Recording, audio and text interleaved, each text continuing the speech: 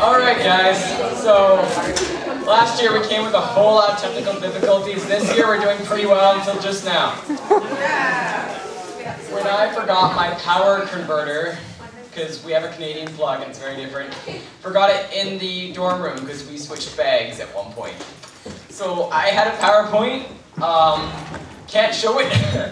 I'm really, really sorry. I had it on thumb drive too, but I forgot thumb drive as well because I'm just fantastic that way. So I really apologize. Clap it out. Viro's here, everybody cheer!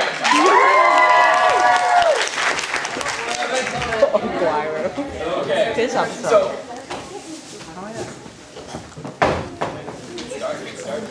this is our Skits CMV panel. We're also going to make this like a YouTube panel in general. And also, because we didn't finish our general Q&A, we'll also open it up to that, considering this is our last panel for this convention. Sunday. It's ending. But it's not over yet. So, start it out by just talking quickly about who knows what a CMV is. Cosplay music video. On my slideshow, there's a picture of something called a cucumber mosaic virus, which is the other acronym under CMV. So I've taken it upon myself to learn a little bit about the cucumber mosaic virus, but I don't have my slideshow here, so I can't really tell you. But yes, CMV, cosplay music video. Do you want to add anything? Or do I just keep going with what I remember from the slideshow? Keep going. Alright, and who's ever done a cosplay skit? So like a lot more people than like any other convention we've been to in the past 3 weeks. Usually like it's like one person who's like, yeah! It's just like I'm afraid of cameras. But congratulations guys. So skits can be anything from just short little blips of like two characters interacting for like 5 seconds, or they can be like full drawn out movies. Like people have done full cosplay movies. We recently saw a cosplay Sailor Moon movie.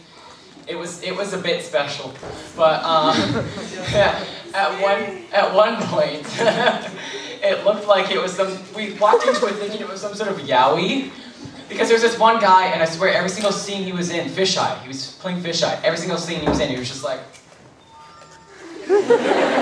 no matter what they were talking about, that was just his neutral reaction. The way that we go about making skits and CMVs is we essentially just we come up with a basic idea and we structure around that idea. People often ask us how we come up with our ideas for skits and CMVs, and essentially it's just... like 3 a.m. rambling. Yes. just you're half asleep, you're just like, wouldn't it be funny if... everything was the room. If everything was the room at all times.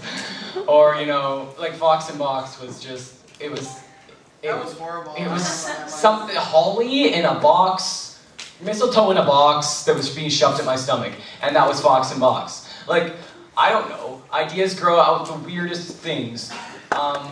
One thing that you may want to watch out for when you are making skits, though, is to not make them too series specific, because if you haven't seen Naruto, although I'm sure a lot of people have, if you haven't seen Young Justice, if you haven't seen My Little Pony, if you haven't seen Adventure Time, if you haven't seen Death Note, or The Avengers, or Dean Angel, then you might not understand some stuff that just applies to the series. Because we could make some joke about how, you know, he has to feel some feeling of love in order to transform, and people would just not understand that. They might sort of get the idea, but you might want to be aware of that, and be aware of the fact that the best jokes are probably really general jokes that everyone can get, or things that a lot of people can relate to. I'm losing my voice, so I apologize. It's pretty gone. In terms of CMVs, picking songs, you always want to make sure that you're picking a song that you really like, because you're going to be listening to that song over and over and over again. So if you hate that song, then you're in huge trouble, because editing like little tiny sections, just back and forth, back and forth, back and forth. Did you have a question, Rainbow Dash? But at the same time, if you like the song, it's really annoying because then you end up hating the song by the end of it. So be prepared to hate the song. Be prepared to make a sacrifice. Oh, no, it's okay. It's just, it's not that my voice hurts, it's just that it's, I can no longer talk. Too much yelling last night.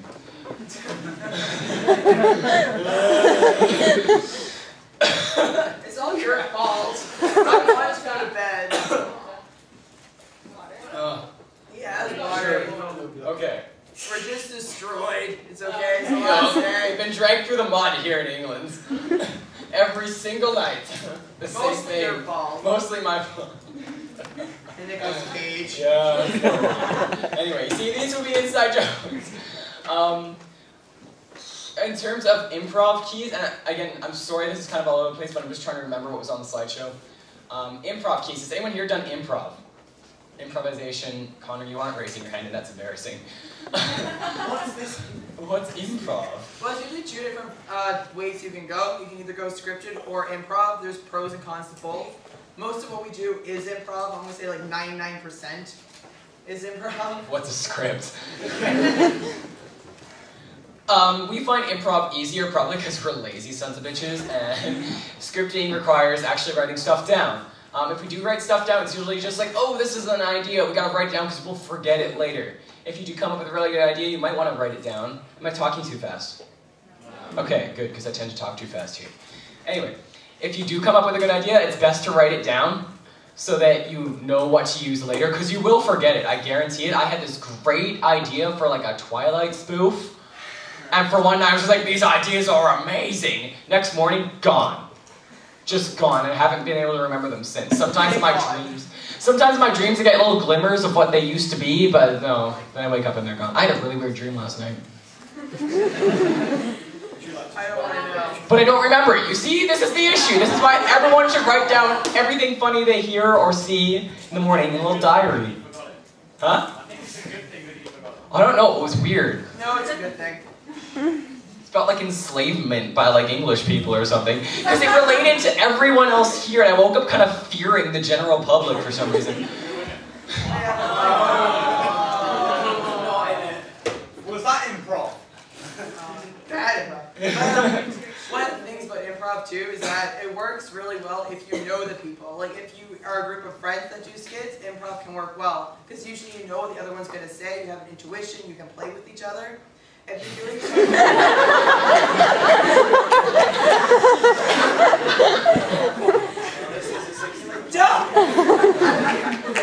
that was last night. But anyway, where was I? Playing with people. That's where I was. Alright, good. But you can play off each other. Like me and Lucas, we like even when we're driving in the car, we start talking like Justin Hammer and Tony Stark for no fucking reason. She almost killed us. We were driving down the road, she's like, Tony, I don't think we should be driving this way. You know what they call my penis? They call it the hammer. And she's just driving down, and I was like, Justin Hammer, just pay attention to the road. And there's Jen in the back. Driving straight through a red light, like in oncoming traffic, and we just pulled over and we stopped. We're just like, no more Justin Hammer ever. Ever. Someone cosplay Justin Hammer. Do it! This is the fake Tanner hands. But yeah, that works for us because we do it so much. But if you're not used to working with people, if you're starting out, or sometimes we have people from cons that come and we're like, oh, you want to do a skit with us, your costume, you know, it fits what we want to do. Then we'll write up a little something so they can read it, because if all of a sudden we change the script on them, they might get really confused and just stop and just stare at us awkwardly. So having a plan for someone that's maybe not as comfortable will work better for them. And some major improv keys is always say yes. Never say no. You just kill the conversation right away.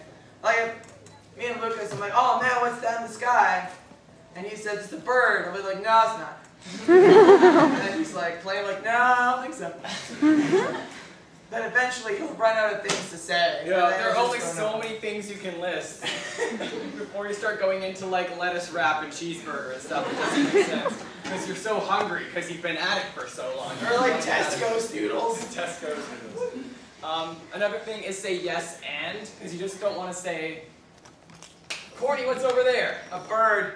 Yes. End of scene. Doesn't really go anywhere. You want to add something to the scene, what's going on. There is such thing as playing the comic and the straight man, which is what a lot of comedy is, where one person will be like the funny idiot and the other person will just be like the serious guy. That's what a lot of our improv is made out of. Who's who? Well, usually I'm the straight man because I'm sarcastic by nature. Yes. This works for me. It's sort of like Monty Python. Have you ever seen any Monty Python stuff? Yes! You're English, I hope so. It's okay, Scottish. Welsh. But Monty Python is like pretty much always based on that straight man comedy duo. That's pretty much how they do a lot of their skits. Like the Pet Shop one, everyone see that when they hand in the dead bird. Same thing, say no more, say no more. You know, it's always straight man and some fucking idiot. So usually you're the fucking idiot. Another thing is, if you make a mistake, go with it. It's usually for the best. Because the moment that you sort of go back in your mistake, the moment you start getting embarrassed is the moment that the audience starts to feel embarrassed for you. And at that point, nothing's funny. Because when the audience is embarrassed for you, everyone's in trouble. Because they can't laugh because they're just like, oh God. Also in that awkward performance, and we're just like, oh my God. It's like when you watch Kristen Stewart act. You're just like, oh no. I'm so sorry. Don't stop. Yeah. How do you stop yourself from laughing when you're trying to do improv? Because that's a problem I know. That's a big thing too. Like a straight face actually is like an awesome tool to have. If you can just don't face. Like what we used to do when we were kids. We used to play a game. We played it in drama class too. Where it's what? Oh, I thought you were gonna say a different game. This is what happens when you have a really close friend that knows too much. I know it's my pretty childhood. But basically you would have someone that sits in a chair and other people would try to make you laugh. Like you would go up and you could sing, you do a little lap dance, be like, hi, bye, bye, how's it going, Mike? You scratch your nuts, anything. You try to and the whole trick is just to learn to straight face. And it's actually a really good thing to do. Like we do all the time to each other. Like for photo shoots, awesome time to try this out. One of those dramatic photos where like someone's back is to you and you have like someone's face this way. Like I do this to Jen, we do it a lot. Or Itachi Sasuke. So if like my back was to the camera, I'll be like this. Just going at her, and she had a straight face. But then we do reverse, and then it was just trying to fuck each other over. But that's good practice too. And if you do start laughing, I find that if you keep talking, you stop yourself from laughing. So whenever I feel like I'm going to laugh, I usually try to like, if I'm going to make a sound like, I usually try to turn it into something. Because I crack a smile a lot. I'm just generally like, as if I'm nervous, I smile. If I don't know what to do, I smile. If I'm walking down the street, I smile. People are just like, so weird. But I smile a lot. So for me, if I'm trying to be serious, that's why I often don't play the straight man, because I have a hard time keeping a straight face. But if I am trying to smile, I'll usually try to make myself angry as well. If you make yourself angry, it's hard to smile. Like if you think of something that really pisses you off, you look at the person, you're just like, that. No, jump. Still smile. But trying to make yourself angry or just trying to keep talking are two good ways. And yeah, I also pick on my sisters a lot. That's a good practice. Because if they like start freaking out, I'm like, sometimes people get angry for stupid things. They're like, how's that stupid? I'm like, and then they just lose their tits and they flap it. Straight face to a sibling when they're mad at you, they just get so much more angry. And everyone's like, go to your room. Oh, you good job. Thank you. okay. For improv, do you want to go over CMV? Here we go. So CMVs are usually the only thing that we will actually script because there's a lot more detail and work that has to go into them. Yeah, basically how I do my CMVs is that I'll choose a song. Usually I'm just listening to it and an idea will kind of pop into my head, like a little bit of a story between 2 characters or 3 characters. And I'll just listen to the song line by line. I'm really meticulous, so I'll actually write down like the amount of time that the line is, so I know exactly how many seconds or minutes I have to play with. And I'll just write down whatever pops into my head, like whatever story I want to convey. I'll just write a scene for that specific line. And always film more than you need. And what is helpful with music is that there are often a lot of awkward moments where you don't know what to do with it, like and sometimes that's just like an interlude in the song. You're just like, what do? So if you film more than you need, what you can sometimes do is splice that together to create something like you see a lot in music videos, or even face shots. If you do like reaction shots, emotion shots. If you're doing lip syncing. If you're doing lip syncing, do it like 5 times in different locations with different people doing it, because you will need all of that footage. Because sometimes people don't mouth it right. Sometimes like you just need a change of pace. So take a lot of shots of faces and reactions. Those can be really good. It's pretty much you get 1 minute for every hour. Yes. That's how it's gonna go, if you're lucky. So. 1 minute for every hour of work. So don't pick 8-minute songs. Because that's like a day of straight filming. No breaks, no lunch. No free bird songs. No. Oh. Everyone play Guitar Hero. Like, oh, it's done. Yeah, Go home. that's horrible. Fucking hell. Damn you, Leonard Skinner. Yeah, that's another good point. Don't choose really long songs because not only is it a lot of work, but a lot of the time, people kind of go on YouTube for, well, like basically just like a quick fix is what we call it. ADD. Yeah, they're not going to be sitting there for 8 minutes usually watching a music video, unless it's like a really good music video with a lot of special effects and everything. So we usually try to do like the 3 to 4 minute mark, because that's usually when we'll start to lose our interest, yeah. In terms of YouTube, so we're going into that, I want to talk about this a bit, because it seems that depending on where you live, YouTube is more strict or less strict about what you're putting up there. I suggest don't put up anything with copyright music of any kind, because essentially they can take it down and they can suspend your account without any sort of forewarning. You might not get it taken down now. We've had a lot of stuff up there that has had no claim on it forever. And just recently, on my personal account, thankfully, not on the FDP account, we've gotten strikes for Japanese music that's being taken down, or just little clips of music that's being taken down, because they can claim for anything. Even if you put it under fair use or parody, they can take it down, because it's the companies that own it. And depending on the company, Sony Japan will come after you with a vengeance. They will put a strike. Some companies will all put a strike on your account, they'll just ask for it to be taken down. Some will they'll be okay leaving it up, but you never know when the company might get bought, when it might change its mind or its policies. So stay away from copyright music. It's not going to be up there for much longer. I know in the US, anyone uploading in the US or Canada, it seems are under stricter regulations, but that doesn't mean the same it'll be a little bit looser over here for much longer, because it's the internet, so it's international. In addition, if you do want to upload CMVs, there are still sites that will not take it down automatically and do not have algorithms and do not have sort of a strike system in place, such as Vimeo. We put all our CMVs on Vimeo now, just because if you on your YouTube accounts have 3 videos with copyright music of any kind in them, your account could be shut down at any time. Very scary, but it's true, because I've seen it happen where you've just gotten this like, yeah, they'll never take down our account, and then it's just like, what? I only used 2 seconds of that song. They can take it down because they own it. And if you want to take them to court, you have to pay for your own lawyer.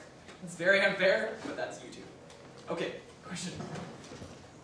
Just going on that music, how do you know which songs to sort of use? Because like a lot of the chart stuff, I imagine that quite a lot of that is copyright. A lot of the like chart music, like Nicki Minaj. Oh yeah, no, you never know.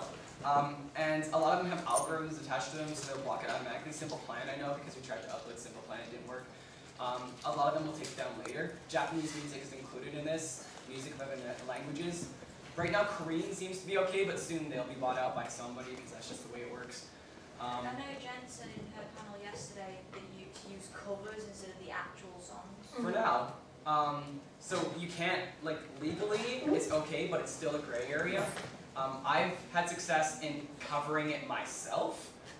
That hasn't been taken. I did a cover parody myself, and that's legally, that's the parody law that is being referenced by a lot of people. That's what it's actually supposed to be, if you're covering it yourself. If you're using other people's covers, it can still be taken down by them. Say if they get signed to a record company, or if they take legal action themselves, saying that we want our covers taken down, unless they're under if they have their music for fair use and they're doing a cover, it's a gray area. Because it's still a cover of somebody else's song, it's still somebody else's lyrics, somebody else's music, and they're just covering it. So that's, you're still liable for that. If it's somebody else's cover and they don't put it up for fair use, it's their cover, then they can take it, they themselves can take it down as well as the people they cover. Unless, if you cover it yourself, it still is, that's the most protected you can get if you're using someone else's song. Or if you use fair use. But it's a very dangerous ladder. Yes. Friends kind of attached to each other, you're pretty much fucked every way you look. Because essentially, if you do want to argue with YouTube and you say, no, you took that down for the wrong reason, or maybe you had no reason to take it down. We had a skit that was taken down for no reason, other than the fact that somebody flagged it. Then what you have to do is you have to hire your lawyer and pay for it. And if you're willing to shell out that money, that's awesome. But legally, the only thing you're allowed to do is, the parody law is covering your own song. Because you're using it yourself. Or no, covering your own song, but yourself covering somebody else's song. As a parody. Yeah. I know, this is a very dark topic. But I wanted to get that out there because there are a lot of misconceptions. People are just like, why are videos being taken down? Because our account gets targeted a lot for all these copyright issues. I don't know why. It just does.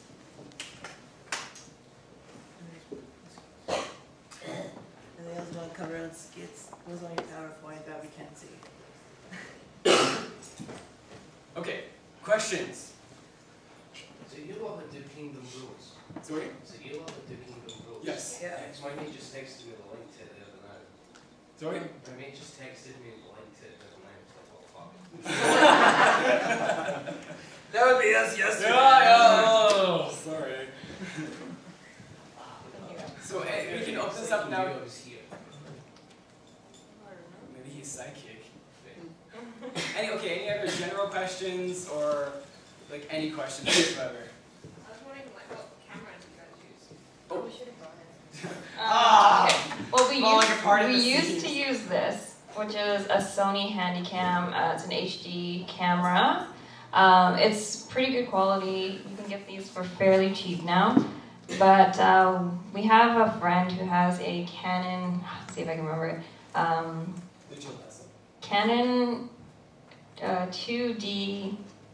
Mark II. No, 5D Mark II. And basically, we did one little, what was it? It was like a question and answer thing? Yeah. It was like a short video that we did with his camera. And we were just blown away with the quality. So we saved up for that and bought our own Canon camera. So that's what we use now. And it's basically TV quality. And if you know how to use it. If you know how to use it. We don't know the settings yet, so like there was one skit that we filmed where it was just all blurred. It was like, why can't we figure it out? And then figured out it was on portrait. It's supposed to be on landscape or other way around or something like that. So we still need to learn how to use the settings, but it's very good. How often does it take you to film and edit a video completely? Our editing process is really fast because we use iMovie and it's really user-friendly. It doesn't have a whole lot of special stuff on it, but it's like really easy. Just drag and click and cut and transitions. Okay, I'm gonna try to talk louder. I'm really sorry. We use iMovie, so oh yeah, I could use a mic. Jeez. There's a mic over here, guys. Okay, our editing program that we use is really fast. Doesn't have a whole lot of bells and whistles, but it's super quick. Editing usually takes like under an hour. Filming though can take anywhere from 10 minutes to what was our longest CMV filming was 2 full days of filming, so that's 12 hours of filming, and those were for CMVs. Skits are usually pretty quick, because we usually just improv our way through them so we don't have to do too many double takes, or change camera angles and stuff like that. Sorry, I'm really losing my voice. When you've been filming in public places, have you had people come up to you and try and ruin your filming? like ruin like Nothing intentional. Yeah. We had this one loveless skit that we were trying to film in a park during an anime cosplay meetup, and I swear that thing took like a good 2 hours to film, and it really should have only taken us 10 minutes. But we just had people constantly walking through the scene because it was a crowded park. It was a park. Yeah. There were people there. Yeah. And there's one kid with a giant boombox that would just lurk in the woods during this one scene. And we're like, come on, man, it's time, bro.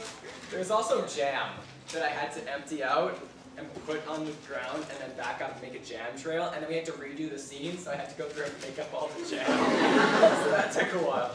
Yeah. And then there was another one we did. It was the Full Metal Alchemist Sabotage one. Where there was this guy randomly walking with his dog, and of course Roy Mustang loves dogs, so we're just like, hey, can we use your dog for the skit? And he was just like, yeah, sure, no problem, and then we filmed it, and he started laughing, so that kind of ruined the scene, but it was cute. It makes it better, though. So that one club, you just go, ooh! That's all you hear. Fantastic. You'll often get people in the background. If you were here yesterday for the Kingdom Bros, in the background of one of the scenes, there's just this man who walks by we get that a lot in the back where there's you see these faces of people who are just like. To me, that makes it more hilarious. You'll sometimes get if we're in a school, we get security guards who are just so what are you guys doing? We're just I'm filming for school because it's usually at my school. He's like, oh okay. I like your outfits. Sometimes I'll come back and be like, my buddy wants to see your outfit. But yeah, we don't have too many bad encounters with people who come up and I don't know, push us around haha, kids in costumes. We don't have chavs, but I love that word. No, we do. We call them something different. What do you call them? Burn. We're not gonna say it. Because you guys use that word a lot, and we don't use our word a lot either. We're not sure if ours is politically correct or not. It is politically correct. It's not bad. No, it's good. You know what? If you go to Canada, Wanksters.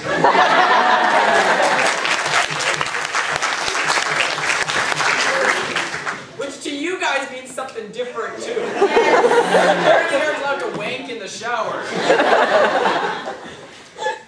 Also, fannies are something different in America and Canada. Yes. What's that? Fannies your butt, not the front. Yes. What's your most fun and most frustrating video? Okay, frustrating. Did anyone see, fans.com people will have, did you see the Kershitsuji rap? Yeah. Okay, that one took a ridiculous amount of time because we had to lip sync. We started it at 4 and ended at 12. And I was so tired of it by the end because I had to change out of costumes constantly. We had to get the cats calm to use the cats in there. We had to, she didn't even know the words. So she had to sort of make it up, and I was trying to teach her word by word to get the lip syncing down. But that one was stupidly frustrating. Okay. Tangled. Oh my god. How'd you not say Tangled? Because I was the one in the elevator for that. Okay, so I don't know if you guys have seen the Tangle skit that we did, but there was this one scene where we had to, Mother Gothel and Rapunzel were in an elevator, and we were supposed to come out of the elevator and then see Flynn and Maximus and go right back into it. But unfortunately it was during a convention and everyone uses the elevators. So that scene took us a good hour of just Mother Gothel and I going up and down this elevator. There's a lot of floors in that building too. Yeah, it was we were on the 23rd floor. We went to the top floor for some reason, but yeah, that was really dumb. No, the elevator never came up there. And we wouldn't know either, so we'd have to do the scene every time there was a new elevator. So we'd be like, no! And then it'd be a bunch of Homestuck people coming over to say, oh! So many takes. That one was really frustrating. I think by the end of it, we all just wanted to rip our costumes up and throw them and burn them. And there was a question for most fun, right? Yes. Okay, there's a positive side to this. What's most fun? I'd say Winnie the Pooh. It was so because I directed that one. I like Full Metal Alchemist actually. Yeah, that was fun. Well, for you, you didn't have to roll down a hill. I didn't do nothing. I sat with a parasol and that. There was one point in the Full Metal Alchemist skit where I wanted the ending to be Roy Mustang being pushed into the this pond, but this pond is like really dirty, So there's one. Our photographer was just filming for no reason. It's her and I at the pond's edge, and I was like, I want to jump in the pond. She's like, no, you'll get sick. And we're having this full-on fight. No, let me jump in the pond. She's like, no, I'm not gonna. Full-on fight. And then it's just, he's just filming those two. They're sitting by the pond, splashing in the water. And they're standing at the pond, but you just hear this fight going on over here. And it's like Serenity, but this hardcore argument on the side. That pond was disgusting. There's actually a random baby eating steak that was found there recently. It had the head of an alligator, but it was a snake, and it would eat small dogs and babies. It was this weird creature that was brought over from China, and somebody put it in our pond. And what it can do is it lives in the water. It's like an eel with a snake head. Oh yeah, but it had feet, so it could actually go on the side. Yeah, come up on land and just take your pets and then run. It was terrifying. It was, yeah. Most fun. I don't know. I usually enjoy the Kingdom Hearts skits just because I love the game so much, and they're usually just so ridiculous. I don't know. There's always so much bitter, stupid shit happening. You usually film it in summer. That's the first mistake because they get hot. Right now, it is so hot here. Last year it was not this hot here. What happened to you? Why? See, I did enjoy Tangled, despite, carrying into the elevator about 20 times. Just because I liked our little, weird... Well, this one convention is very, very tiny. It's actually similar to this convention. We call it BroCon. It's an alcohol con. Everyone gets drunk there anyway. We just have to do it sneakily in Gatorade bottles. But they designed a room that was a photo shoot room. So one was done as a Christmas wonderland, one was a dumpster, one was a bar, one was a Japanese garden, so you could go and take pictures in your costumes in it. And then there was one part where we had to be drunk in every single one of them. So just this room, it was kind of staggering around the entire time. And we took for around the world because we're Maximus and Flynn are going to go around the world, so we went to that room. And we just sort of spun the camera around in a circle, and we were around the world, Japan. And we called the dumpster area Detroit or something. And the snow was northern Antarctica. Southern Antarctica. And then the bar was just I don't know, classy. It was Vegas. Classy but bar. It worked out well. It was beautiful. With some videos, when you look back at them, do you think, what the fuck was that one? Never say go on. There's one video that I watched, my reaction was, what the fuck? I love this, and that was the Kaito double rainbow video. Okay, well I was still recovering from surgery, so I was still kind of doped up. And then I sent you the link. Crap at its finest. Yeah. Kaito double rainbow. Well, she sent me the link. I'm just here to make you feel better. Yeah, and I was this is amazing. And I just sort of got my kite away, so it was we have to do it. Then our friend's just I know twins. And so he brought his friends who are twins. It was you guys are Ren and Lynn. Or Lynn. Ren and Ren. And then we filmed it, and at the time I could only move my hands like this. So it was really hard. At one point I had to wave a flag, so I was waving it like this, and it was really painful, but that was a lot of fun. Yeah, There's a lot of crack. Most of the videos I look at myself and I'm just ashamed. Yeah. Ashamed. There was one point where I realized I hit the bottom of my life, and I was sitting there in a bathrobe, drinking abstinence with a big cardboard box. I was supposed to be talking to we're on a date. And I asked the camera, I'm my life has just hit the lowest point ever. Just drinking my booze with a box. Best thing is when your coworkers find your YouTube videos. And then start watching them religiously. I had, at my old work at Starbucks, all of my coworkers knew about our YouTube channel. And all of them subscribed to it. And they were all really big fans.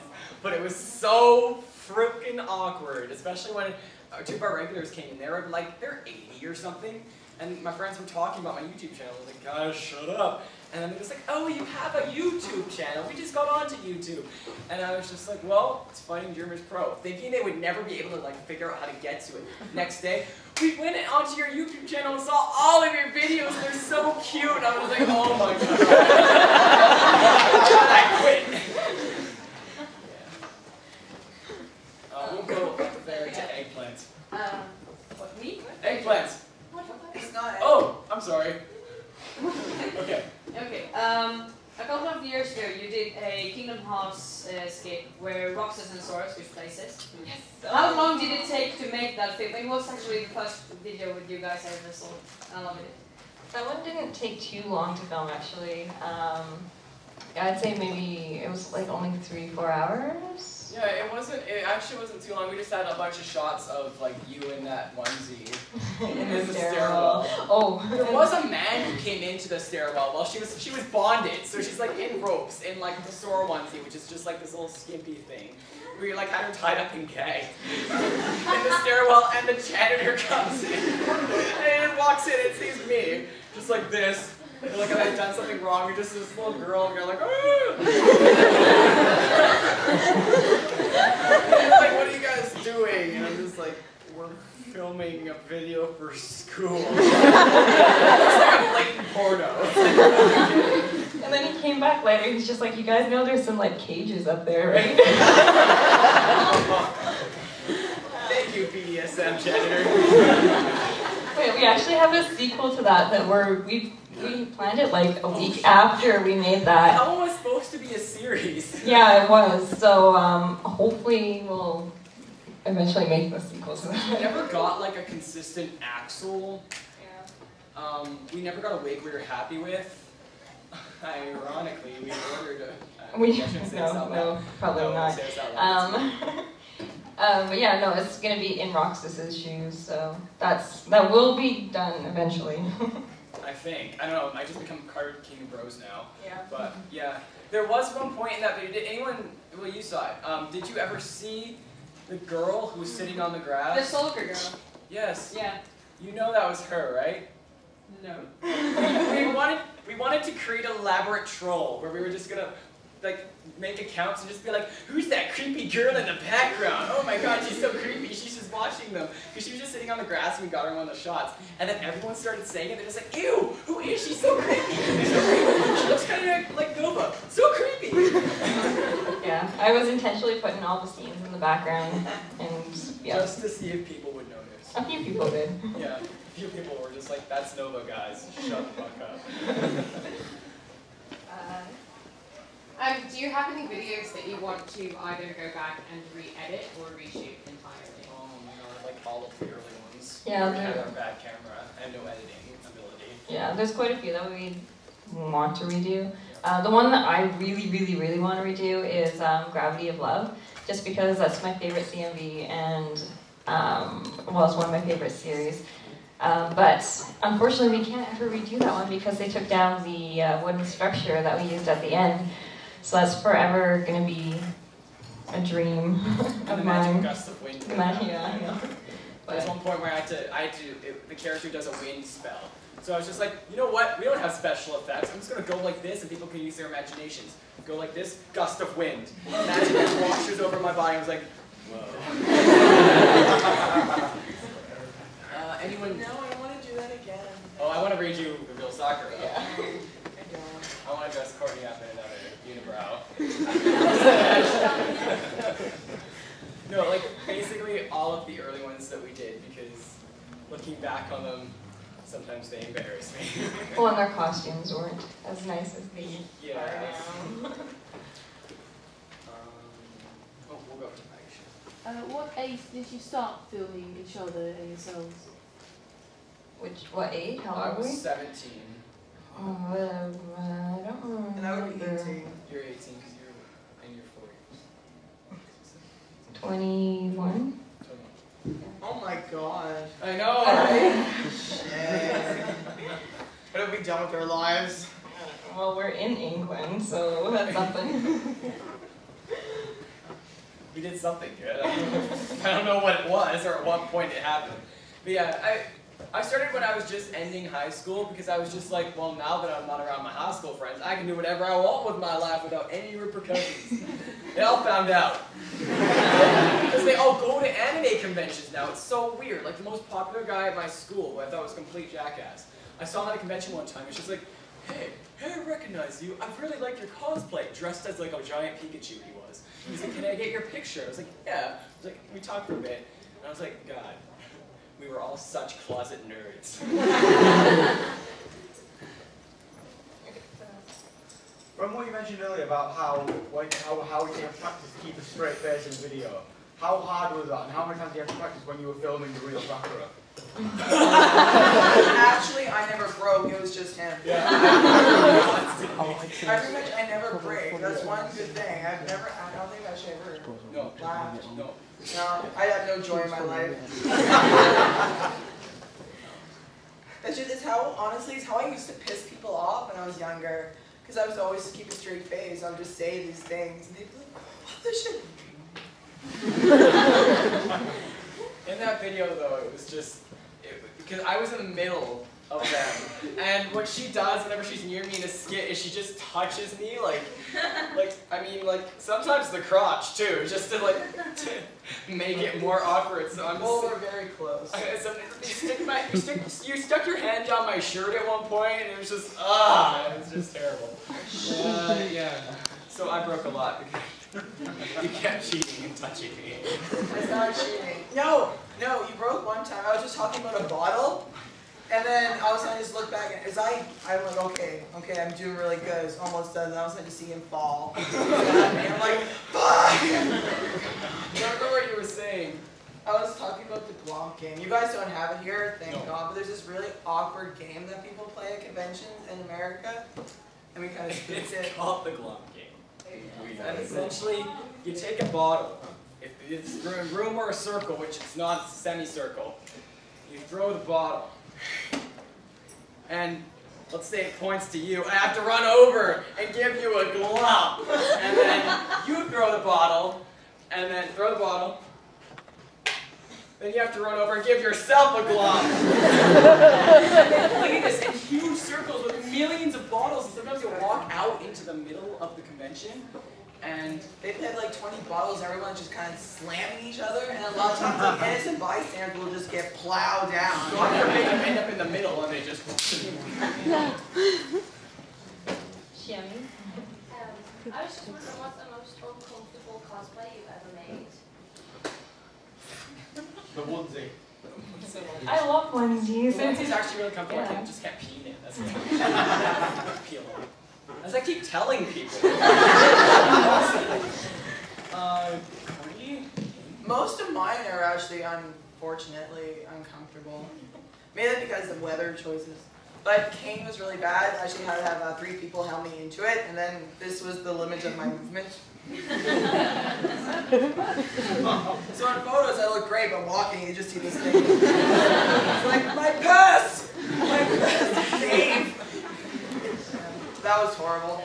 And then even when it was Angel Sanctuary, but I did Lucifer art book, so he has this giant gas mask on his face, and this was heat wave temperatures.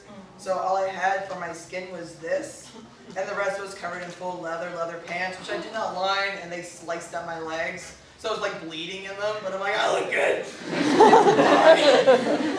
Even Dark, I made metal wings, and I did not pad them because I'm like, I'm a fucking champ. Fuck you all. And my back sliced, and I had bruises, and my hands got welts on them from the ropes. Yeah, costume I made a couple months ago. My chest actually literally ripped open, had a line of blood. So I just have. I choose stupid things. And you're always comfy. Usually. Except for Kuja. Except for Kuja. Actually, no, that's not true. I'm uncomfortable all the time. I love wigs and hate wearing them. Can't stand it. I like being able to see.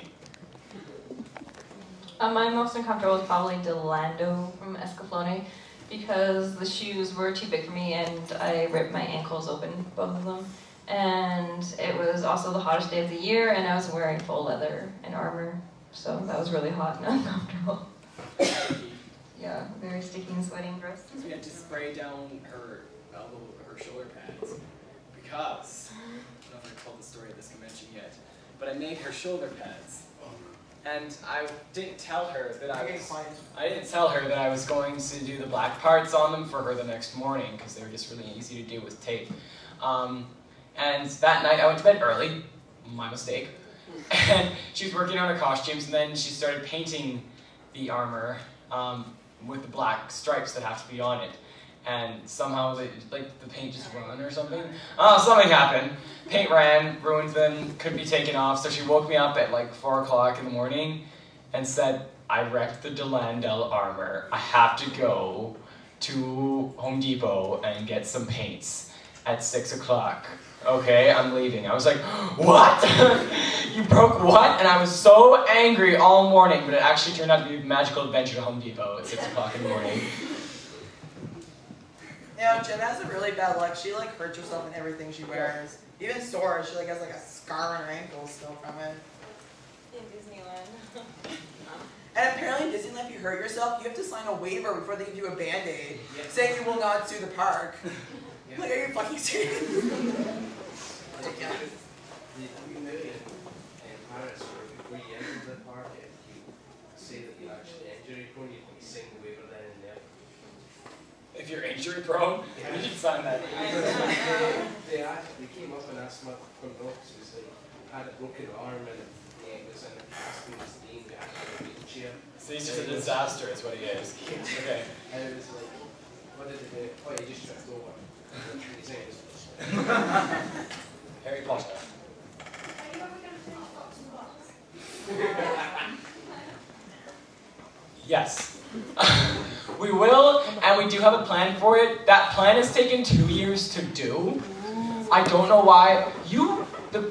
The clouds fell off of her Akatsuki cloak. We don't know how or why, but she pulled it out when we were gonna film it originally, and the clouds were just gone. I don't know what happened actually. I was just hanging in my closet. I'm like, oh, there was a cloud thief somewhere. I just haven't had the energy to make it again. So, yeah. So we have about 5 minutes, so only a few more questions.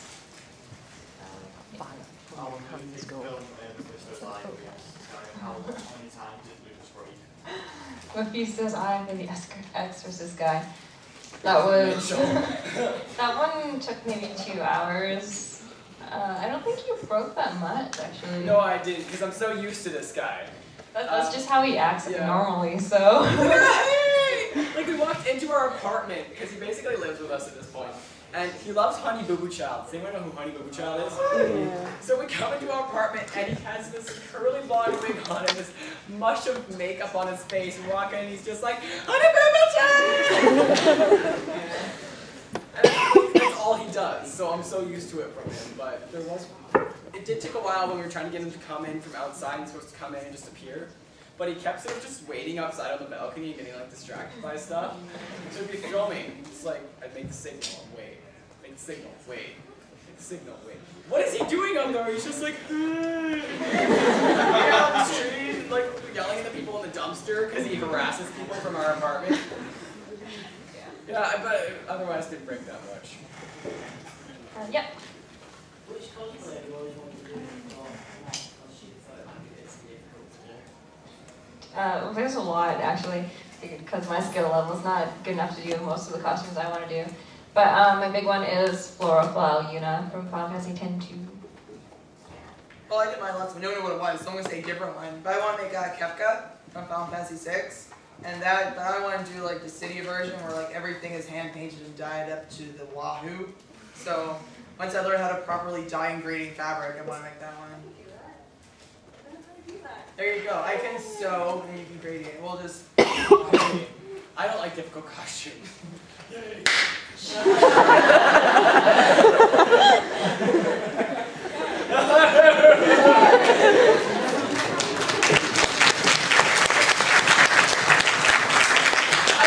For a question where I had no real response to do that. The fact that I had no real response.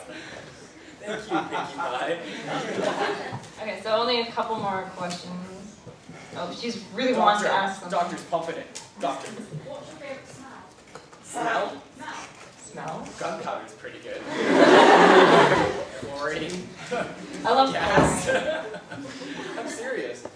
Okay. I like jasmine. Favorite smell? I don't know. You know what? Honestly, I only have an unfavorite smell. That's the smell of our hallway right now at this con. Because I kind of stole a pillow from somebody, and at 4 a.m. he's like, pillow! I opened the hallway and it just reeked of shit. Why does it smell like shit out here? People were to flush the fucking toilet. I don't like that smell. I do like Christmas trees. Oh, geez, that's quite pleasant. Wait, so it's like jasmine, Christmas tree, but not shit. And gasoline, chlorine, and gunpowder. Yeah, what happened? I don't know. Okay, last question. It's a fight between Umbra and Marshall Lee. I think Umbra. With some ideas, you ever just why did you come up with some of them? Like with the scene at the end of Kingdom Verse 3. Oh. That was just a matter of how can we push the envelope farther and make people and ourselves more comfortable. That was your idea there. Yeah. It was actually a dream I had. Because I despise Winnie the Pooh so much, every fiber of my being. Like, I'm just like cursing, swearing, control, throwing mess in during that game. So then we talked Winnie the Pooh, and then it just kept happening. They kept joking that they were going to dress up in Winnie the Pooh, come to my house. Then I had a dream where it was like, start at the beginning. Then he was just like demonic. And then I woke up, I'm like, I think Jenna can do that. I have faith in her abilities. Note to self. A lot of it's just inside jokes and random, just like, hey, we should do this, and then we do. No discretion. That's the key. Just don't think ahead. Just do it and worry about consequences later. And don't be afraid to make absolute fun of yourselves, because that's what we do. We just go out there and we make ourselves look like idiots. Yay! If you have one thing you take away from this panel, that's it. Thank you guys so much for coming to all of our panels and for having us back to Alcon this year. We really love being here, and yeah, I hope this isn't the last time we see you guys.